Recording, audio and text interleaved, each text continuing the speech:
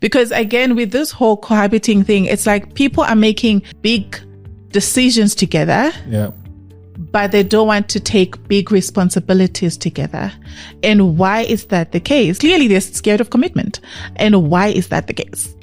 I'm already getting wife benefits without marrying you. So why should I go and pay lobola for you to continue acting as a wife? Okay. For me, that's one thing I'm thinking about, because guys, lobola is also not cheap. Yeah. Right.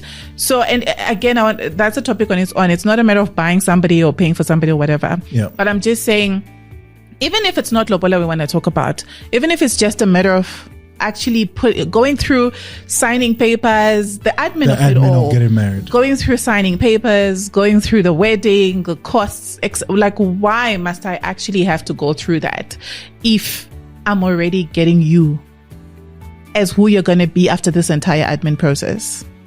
There's a lot of emotional, and if you're sleeping together, which I think you are, there's a lot of sexual soul ties as well. Okay.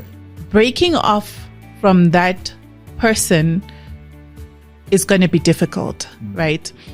There's something about you being hopeful that this person is going to marry me, and staying with them and having shared responsibilities, having shared expenses, and then suddenly you have to break up with this person. That's going to feel like a mini divorce. 100%. Because you're already staying together, right? It's so sad that it's going to feel like a mini divorce and he never gave you commitment. Here's the thing.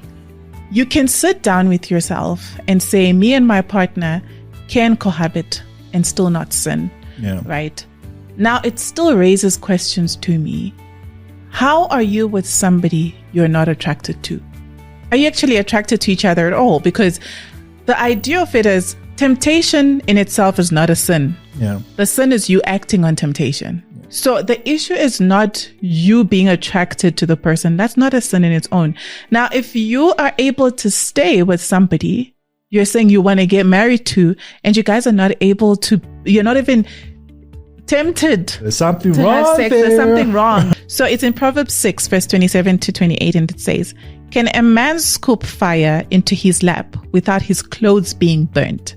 Can a man walk on hot coals without his feet being scorched? Right? So you can't put yourself in a compromising environment and expect to come out untouched, because who are you? Yeah. Because you're obviously not Jesus Christ. Cohabiting gives you a false sense of marriage. Right? Oof. Okay. One, it could be that the living situation is so good, you think because there isn't that commitment, as we said, right? Or you think when you get married it's going to be as rosy as that, because there isn't that commitment. When unfortunately, when you get married, because of that commitment, guys, people will stop pretending. They're just going to be themselves. Fact. I feel in a cohabiting relationship, as much as testing out, someone can still pretend. They don't want you to let them go. So they'll certain things where they'll be like, you know what? Yeah, I don't really like this, but I'm going to put up with it, or I'm going to pretend to like this. When you get married to them, they're going to be like, I've actually hate those movies that we watch together. Marriage takes work. The fact that you in a cohabiting relationship doesn't mean you're on autopilot and your marriage is now foolproof, right? To stay married, you've got to put in work in your relationship. You've got to wake up every day and say, you know what are the things my wife needs today, and how can I be of service to her to help her, have a great day? Yeah. How can I show up as a husband? You take it day by day. And similarly, how can I show up as a wife today for my husband? What is it that my wife needs? You just got to take it minute by minute, hour by hour, day by day. That's pretty much it. You got to focus on what you got to do to work on your marriage today. Yeah. Any marriage requires, reinventing the wheel every day and forging on and trying to be the best person that you can be for your spouse. So what I want to ask you is, are you that person who is idolizing being chosen over actually being whole? Because I think that's what cohabiting sometimes gives you that sense of, I've just been chosen, but does it really make you whole, right? And also just the fact that, are you willing to go with what God actually wants you to do, even if it's unpopular, right? Because I think cohabiting is becoming a very popular thing these days.